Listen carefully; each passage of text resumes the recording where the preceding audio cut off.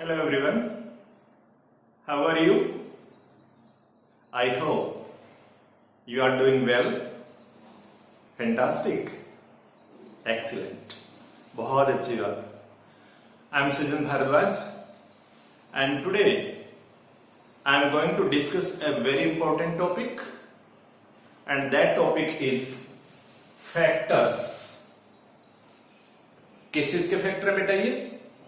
On which resistance of a conductor depends. अगर आप NCERT book consult करते हैं तो टॉपिक नंबर 12.5. अभी तक हमने ये पढ़ा है, प्रीवियस वीडियोस में आप लोगों से ये बात डिस्कस हुई है, व्हाट इज रेजिस्टेंस. ठीक है कि रेजिस्टेंस है क्या.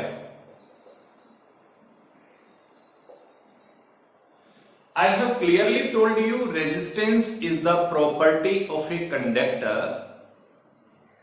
due to which it resists the flow of charge through it. यानी अगर आपके पास कोई कंडक्टर है, कंडक्टर का मतलब कोई वायर है, it may be copper, it may be aluminium, it may be silver, it may be gold, it may be nichrome, which is a very popular and common alloy.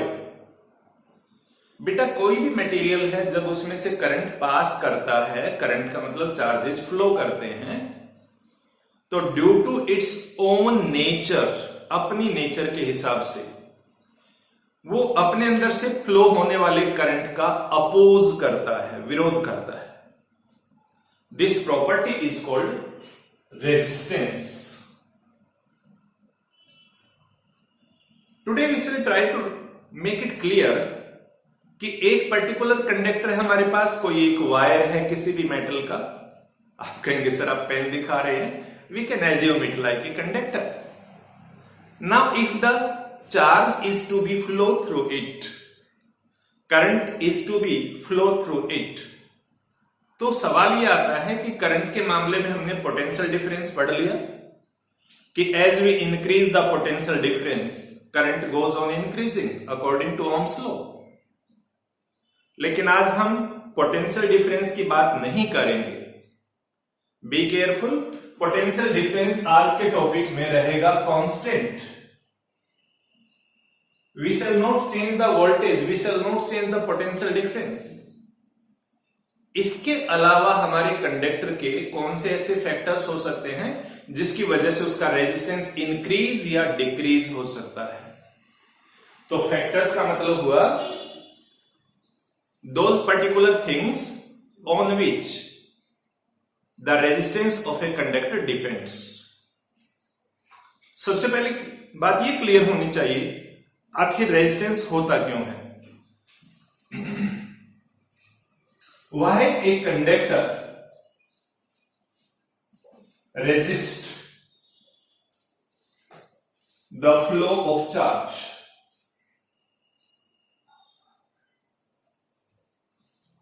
Be careful. This question and these factors are different things. यहां पर कारण ढूंढ रहे हैं और उसके बाद factors की बात करेंगे. Factors are different thing.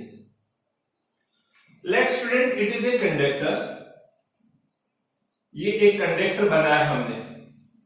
आप कहेंगे सर आपने तो सिलेंडर बना दिया है. सिलेंडर का मतलब कोई भी जो वायर होता है, नॉर्मली हम वायर को सर्कुलर या सिलेंड्रिकल मानते हैं. तो ये मान लीजिए एक आपके पास वायर का बहुत छोटा सा सैंपल लिया हमने. It is A metallic wire and बच्चे आप सभी जानते हैं मेटल के सरफेस पर फ्री इलेक्ट्रॉन्स होते हैं. क्या होते हैं बेटा? फ्री इलेक्ट्रॉन्स होते हैं. अब इलेक्ट्रॉन को अगर मैं इस तरह दिखाऊं, इलेक्ट्रॉन के लिए मैंने माइनस का साइन लगा दिया है और इसके ऊपर छोटा सा सर्कल बना दिया. It is electron. These are free electrons over the surface of a conductor. अब अगर आप वायर को हाथ में लेते हैं तो क्या कभी ऐसा हुआ कि वायर अभी पोटेंशियल डिफरेंस है नहीं, बैटरी है नहीं, एसी मींस है नहीं और करंट लग गया हो? नहीं. इसका मतलब ये हुआ कि करंट के फ्लो करने के लिए बैटरी चाहिए आपको, यानी पोटेंशियल डिफरेंस चाहिए. चलिए इसमें हम पोटेंशियल डिफरेंस अप्लाई कर देते हैं. ये मान लीजिए हमारे पास एक बैटरी हमने अप्लाई कर दी यहां पर, like this. What will happen? Current will flow. पक्का? किधर से फ्लो करेगा? इधर से फ्लो करेगा, लाइक दिस। लेकिन आप बच्चों को मैंने एक चीज बार बार बताई है कि करंट की जो डायरेक्शन होती है, इलेक्ट्रॉन्स का फ्लो उसके अपोजिट होता है। सो electrons will flow like this. अब क्वेश्चन ये आता है कि अगर इसमें इलेक्ट्रॉन फ्लो कर रहे हैं तो फिर रेजिस्टेंस कहां से आया? There are two factors student. The first factor is all the electrons are negatively charged. Due to same charge they repel each other. Due to same charge they repel each other. एक दूसरे को repel करेंगे. So their flow will not be easy one.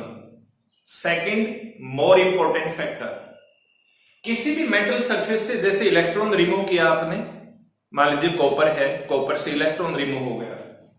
अगर copper आपके पास है, copper 1, शायद आप बच्चे जानते होंगे कॉपर 1 का मतलब 1 electron is release from it. इसमें से एक इलेक्ट्रॉन बाहर हो गया. अगर कॉपर 2 आपके पास है, that means it is Cu. इसमें से 2 इलेक्ट्रॉन बाहर हो गए. अब एक इलेक्ट्रॉन बाहर हो रहा है या 2 इलेक्ट्रॉन बाहर हो रहे हैं, इलेक्ट्रॉन बाहर निकलते ही मेटल किस में आ गए? पॉजिटिव आयन में. अब पॉजिटिव आयन से अगर उसका इलेक्ट्रॉन दूर जाने की कोशिश करेगा तो वो आयन इलेक्ट्रॉन को क्या करेगा? अपनी ओर अट्रैक्ट करेगा. तो इलेक्ट्रॉन का फ्लो क्या होगा? इजी या difficult? Certainly difficult. You are right. ठीक है, तो इलेक्ट्रॉन का फ्लो डिफिकल्ट हो जाएगा.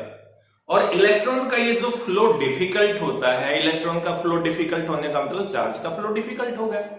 और इसी चीज का नाम क्या है बेटा? रेजिस्टेंस. तो इंटरनली कोई भी जो कंडक्टर रेजिस्टेंस शो करता है वो इस वजह से शो करता है. 2 फैक्टर मैंने आपसे शेयर किए हैं. First, free electrons, they have the same charge, so whenever they try to move along a line, along a conductor, they themselves repel each other. And secondly, जो पॉजिटिवली चार्ज आयंस होता है, metal जो बनेगा electron छोड़ने के बाद, ठीक है, वो पॉजिटिव आयन भी इलेक्ट्रॉन को अट्रैक्ट करते हैं. इसलिए इलेक्ट्रॉन का आगे बढ़ना डिफिकल्ट होता है. इलेक्ट्रॉन का आगे बढ़ना डिफिकल्ट मींस करंट का आगे बढ़ना डिफिकल्ट. और इसी प्रॉपर्टी का नाम क्या है बच्चे? रेजिस्टेंस. तो ये तो हुई इंटरनल स्टोरी. ठीक है, अब इस रेजिस्टेंस के बेस पर ही हम लोगों ने कुछ टर्म्स डिसाइड की हुई है. Let me discuss one by one. क्या क्या टर्म होंगे रेजिस्टेंस के बेस पर? On the basis of resistance, there are certain terms. First term मैं लिखूंगा यहां पर, that is conductor. Second term में यहां लिखूंगा, हमारे पास रहेगी resistor, R-E-S-I-S-T-O-R, resistor. Third term में लिखने जा रहा हूं यहां पर poor conductor, poor conductor. और फोर्थ टर्म हमारे पास यहां आने वाली है इंसुलेटर. इंसुलेटर, इंसुलेटर को समटाइम बैड कंडक्टर भी बोला जाता है. Bad conductor. हालांकि आजकल इस टर्म को कम यूज करते हैं. बैड कंडक्टर टर्म नहीं बोली जाती, उसे थोड़ा सा अवॉइड करते हैं. सो कंडक्टर का मीनिंग क्या है? Conductor means a substance which has very low resistance. Low resistance यानी जिसका रेजिस्टेंस होगा, करंट का जो फ्लो होगा, तो उस टाइम पर वो ज्यादा विरोध नहीं करता करंट का. रेजिस्टेंस आप लोगों ने देखा होगा ना. दूसरी तरह के रेजिस्टेंस की बात करो 1 सेकंड के लिए. सड़क पर आपने कई बार लोगों को विरोध करते हुए देखा होगा against the policy of government. Delhi में एक जगह है जंतर मंतर, जहां हर रोज पब्लिक आती है and they raise one or another issue. They don't agree with the government policies. आप लोगों ने देखा होगा कश्मीर से जब वो एक पर्टिकुलर सेक्शन रिलीज किया गया, दिल्ली में कितना सारा तांडव हुआ था. So this is the protest. इसी तरह के प्रोटेस्ट के लिए हम रेजिस्टेंस वर्ड यूज कर सकते हैं. Resist resistance. आपकी जो जिस भी सिटी में आप रहते हैं वहां आमतौर पर सिविल कोर्ट होती है, और सिविल कोर्ट के सामने भी लोकल जो मुद्दे होते हैं उनको लेकर के लोग आते रहते हैं. ठीक है, कभी कोई इशू होता है, कभी गवर्नमेंट जॉब को लेकर के, कभी सैलरीज को लेकर के। हमारे देश के लोग सैलरी से सेटिस्फाई नहीं होते, ठीक है, ड्यूटी करेंगे नहीं, सैलरी सबसे ज्यादा चाहिए होती है। सो मेनी टाइम इंटरनेंस, लेकिन अच्छे लोग भी हैं, ऐसा नहीं कि सभी बुरे हैं। सेकंड हमारे पास रजिस्टर। रजिस्टर का मतलब होता है बेटा ऐसा कोई मटेरियल, अब देखो लो रेजिस्टेंस कंडक्टर, कंडक्टर के एग्जांपल कहें तो आप सिल्वर कहेंगे, that is the best conductor. आप कॉपर कह सकते हैं, विच इज सेकंड बेस्ट कह सकते हैं, ठीक है। हालांकि कुछ और मटेरियल भी होते हैं कंडक्टर्स, लेकिन उनका रेजिस्टेंस इतना लो नहीं होता। तो बेस्ट तो हमारे पास सिल्वर होता है। बी केयरफुल, गोल्ड नहीं, सिल्वर, ठीक है। कभी सोचो सर गोल्ड बहुत सुंदर होता है, वो बहुत बढ़िया होता है। Gold is highly malleable, no doubt, but conductivity की बात आती है तो silver is taken to be the best conductor. फिर आपने देखा होगा हमारे घरों के आसपास जो इलेक्ट्रिकल वायर्स होते हैं, तो हम सिल्वर के क्यों नहीं बनाते? तोड़ ले जाएंगे लोग, छोड़ेंगे नहीं, ठीक है। आपने देखा होगा बहुत सारी शॉप्स होती हैं जहां बहुत अच्छे अच्छे लॉक्स लगे होते हैं, और वहां पर लॉक्स तोड़ करके, शटर उखाड़ करके एटीएम को उखाड़ ले जाते हैं लोग। तो अगर पोल्स पर वायर लगा दिए जाए सिल्वर के, चांदी के, तो कौन छोड़ेगा? नोबडी। इसलिए हम यहां पर तो एल्यूमिनियम यूज करते हैं। Aluminium is light in mass and aluminium open atmosphere होने के बाद भी उसका कोरोजन कम होता है। आप लोग थर्ड चैप्टर में ये पढ़ चुके हैं, ठीक है। एक बार उस पर लेयर बन जाती है तो आगे नहीं होता। एनीवे, तो यहां पर रेजिस्टर की बात करें। रेजिस्टर का मतलब होता है कि एक ऐसा material which have some appreciable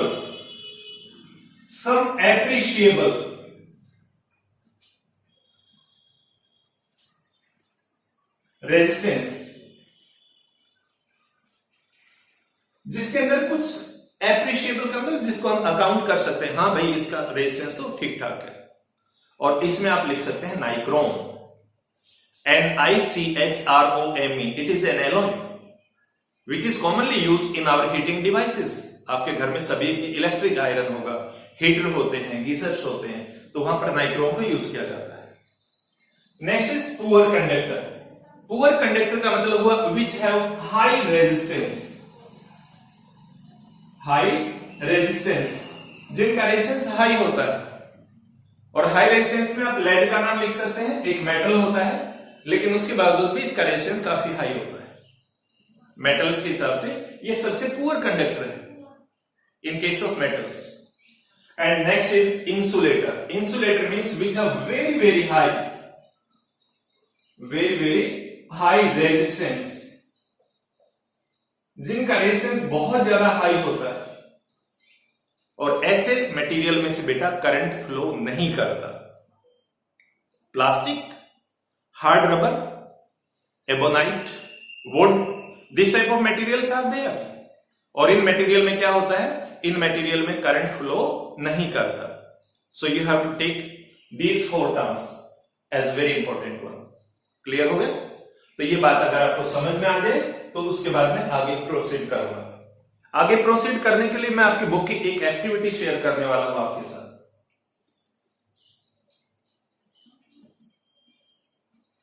in that particular activity, उस एक्टिविटी के अंदर क्या होने वाला है? That activity is actually 12.3। 12.3 अगर आप एनसीईआरटी पढ़ेंगे वहां पर ये एक्टिविटी गिवन है। इस एक्टिविटी में एक बहुत ही सिंपल सी बात की गई है। देयर इज ए कंडक्टर, से इसका लेंथ हम L मान लेते हैं।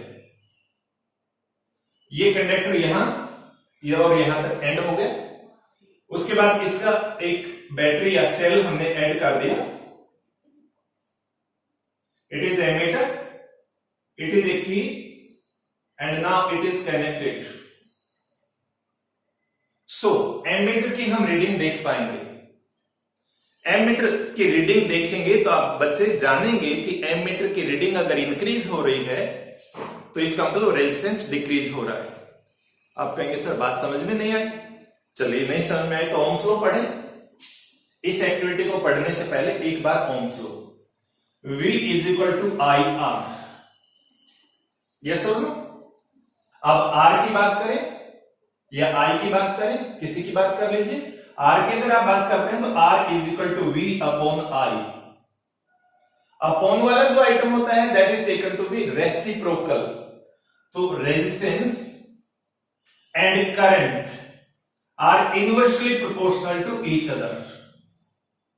इसका मतलब ये हुआ कि अगर रेजिस्टेंस आपका 2 टाइम कर दिया जाए, 2 टाइम्स, तो आपके पास जो करंट की वैल्यू होगी that will become half. Resistance मान लीजिए 10 से 20 ओम कर दे तो करंट अगर पहले 5 होगा तो बाद में 2.5 रह जाएगा। टेक केयर, इस चीज को समझ लीजिए, it is due to Ohm's law. Clear? अब यहां जाओ। अब इस एक्टिविटी में जब हम बुक में देखेंगे तो आपको ये डायग्राम थोड़ा सा अलग तरह का मिलेगा। I have to do a little correction in it. It is L. यहां पर लिखा है 1, उसके ठीक नीचे ऐसे लिखा हुआ है और यहां इसके बीच में लिखा गया है 2. Then there is again the same length, but this length is now have more thickness. इसमें थोड़ी सी thickness ज्यादा है. It is the third case, and in fourth case same length but some another material. उसके बाद इस circuit को complete किया गया है यहां पर like this. ये एमीटर हो जाएगा, ये आपके पास की हो जाएगी, इसको ऐसे क्लोज कर दीजिए. ये आपके पास नेगेटिव है, इस साइड एमीटर का नेगेटिव, दूसरी साइड पॉजिटिव होगा. Positive to negative current will flow. ये एक्टिविटी बुक में देखेंगे. आप बुक से पढ़िए एक्टिविटी, ये आपका जॉब है, मैं इसे एक्सप्लेन कर रहा हूं. There are 4 cases. Case number 1, say it is a nichrome wire. Nichrome wire है और इसकी लेंथ मान लीजिए 1 मीटर है. सपोज करिए नाइक्रोम वायर की लेंथ जब 1 मीटर है, उस टाइम पर करंट की अमाउंट हम मान लेते हैं 2 एम्पियर. करंट की अमाउंट कितनी मानेंगे? 2 ampere. Now what will happen, actually we do it practically. If you double the length, length को अगर आप डबल कर देते हैं, 2 मीटर कर देते हैं, सरप्राइजिंगली आपकी एमीटर की जो रीडिंग है दैट ड्रॉप्स टू हाफ. यानी 2 एमीटर की बजाय कितना रह जाएगा? 1 ammeter. And if we take the length again 1 ammeter, but area is more, area of cross section. Area of cross section समझने के लिए आप इस चीज को समझिए. It is a pen, it is a marker. This one is thinner as compared to marker. So marker has more area of cross section. This area you can say, or this area you can say, it is area of cross section. किसी भी item को लेकर के अगर आप flat रखें और उसे सीधा कट कर दिया जाए तो सामने जो एरिया आता है that is called area of cross section. Right? So area of cross section, here we see length is same but area पहले वाले से मान लीजिए हम 2 टाइम्स कर देते हैं. मतलब wire is thick and we shall be surprised कि अगर आपके पास पहले करंट 2 एम्पियर था, now the current is more than 2 ampere. Current is more than 2 ampere, यानी रेजिस्टेंस डिक्रीज हो गया. और फोर्थ केस में हमारे पास है it is a different material. Say nichrome की बजाय आप कॉपर ले लेते हैं. Then we shall see the different value of current. Means as the material changes, resistance also changes. So in short we can say these are the different factors, particularly length and area of cross section. They are main factors. However, temperature is another factor. As the temperature increases, याद करो class 9, temperature increase होने से particle की kinetic energy बढ़ेगी. Kinetic energy बढ़ेगी तो they will strike against each other more and more and there movement will become difficult. Electron का movement difficult होने का मतलब करंट डाउन जाएगा. करंट डाउन जाने का मतलब रेजिस्टेंस इंक्रीज हो गया. राइट बेटा? तो इस चीज को अब हम ऐसे राइट करेंगे. इसी चीज को एज ए रिजल्ट कंपाइल करते हैं. रिजल्ट की फॉर्म में कैसे कंपाइल करेंगे हम कि रेजिस्टेंस हियर, यहां देखा हमने लेंथ अगर 1 मीटर है और यहां लेंथ 2 मीटर है, तो हमने देखा करंट हमारा लेंथ डबल हुआ, करंट आधा हो गया, सो रेजिस्टेंस बढ़ गया है। करंट कम होने का तो रेजिस्टेंस बढ़ा है, ठीक है। So resistance is directly proportional to length, equation number 1। Again we see, जैसे थिकनेस हमने बढ़ाई, थिकनेस बढ़ाने से एरिया डबल किया तो करंट भी बढ़ गया। करंट बढ़ने का मतलब ये हुआ कि आपके पास रेजिस्टेंस कम हो गया। So R is inversely proportional to area of cross section. It is equation number 2। Combine 1 and 2। R is proportional to L by A। Sign of proportionality को हटाएंगे तो R is equal to, there is a special symbol called rho, RHO, रो बोलते हैं बेटा इस symbol को, that is L by A। याद करो बच्चे, पिछले ओम्स लॉ में हमने कहा था V is equal to IR, और R के लिए कहा था हमने रेजिस्टेंस। इस पर्टिकुलर सिंबल को बोलने में, अनाउंस करने में, इस सिंबल की शेप का नाम रहेगा rho, and this is called constant of resistivity.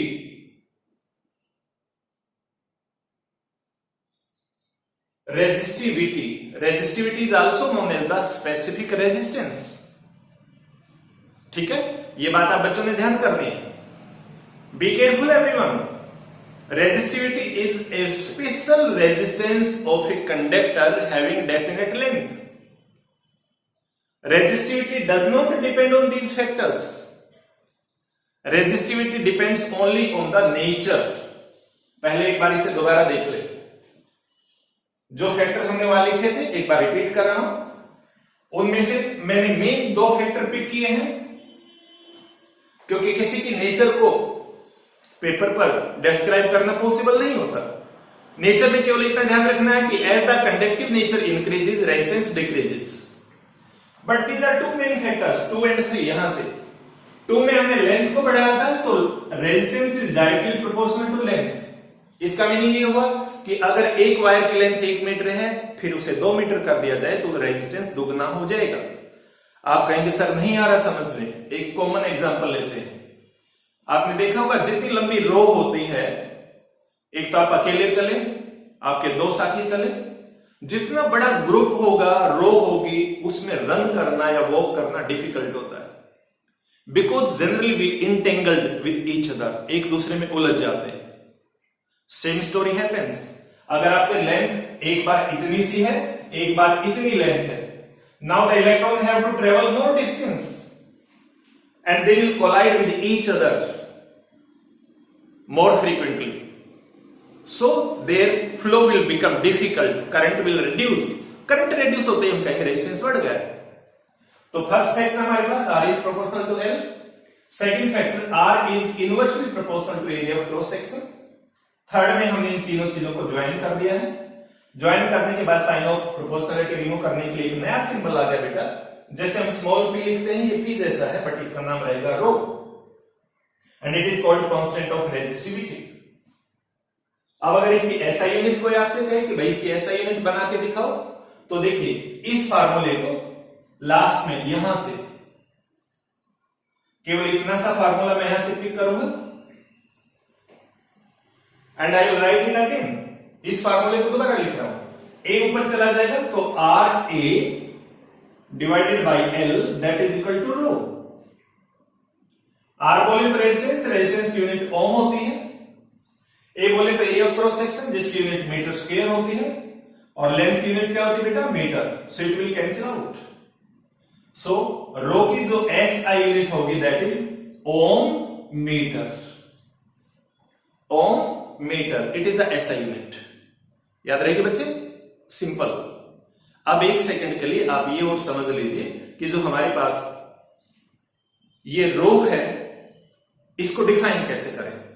But इसको डिफाइन करने से पहले मैं प्रीवियस वीडियोस के क्वेश्चन आपसे शेयर करना चाह रहा हूं। लास्ट वीडियो में आपसे 2 क्वेश्चन पूछे गए थे। Name the devices which follow the Ohm's law, and again you people are wonderful. आप में से बहुत सारे बच्चों का बिल्कुल सटीक आंसर आया है कि ओम्स लॉ को फॉलो करने वाले जो डिवाइसेस होते हैं, those devices are called ohmic devices, OHMIC। Ohmic भी बोल देते हैं कई लोग, ओमिक भी बोल देते हैं डिवाइसेस। जैसे हमारे पास वायर्स वगैरह होते हैं, दे फॉलो दिस लॉ कि जितना पोटेंशियल डिफरेंस बढ़ाएंगे वायर में करंट उतना ही बढ़ जाएगा। These are ohmic devices. दूसरे हमारे पास जो फॉलो नहीं करते, they are called non ohmic devices. और इसमें बेटा आमतौर पर हमारे रहेंगे सेमीकंडक्टर्स। सेमीकंडक्टर स्टूडेंट थोड़े से स्पेशल टाइप के मटेरियल होते हैं, जैसे सिलिकॉन का नाम सुना होगा आप बच्चों ने, दैट इज सेमीकंडक्टर। इनकी जो कंडक्टिविटी होती है वो अलग तरीके से डिस्कस की जाती है। आज के लिए आपके पास 2 क्वेश्चन है, बहुत इजी है अगेन। अब हम कई दिनों से रेजिस्टेंस बोल रहे हैं। आज का फर्स्ट क्वेश्चन है, name the physical quantity which are the reciprocal of resistance. दोबारा सुनिए, name the physical quantity which is the reciprocal of resistance. साथ ही उसकी SI यूनिट भी लिखनी है, ठीक है। सेकंड क्वेश्चन आपके पास, अभी रेजिस्टिविटी वर्ड आ गया हमारे पास। रेजिस्टिविटी यानी special resistance. Special resistance is also known as the specific resistance.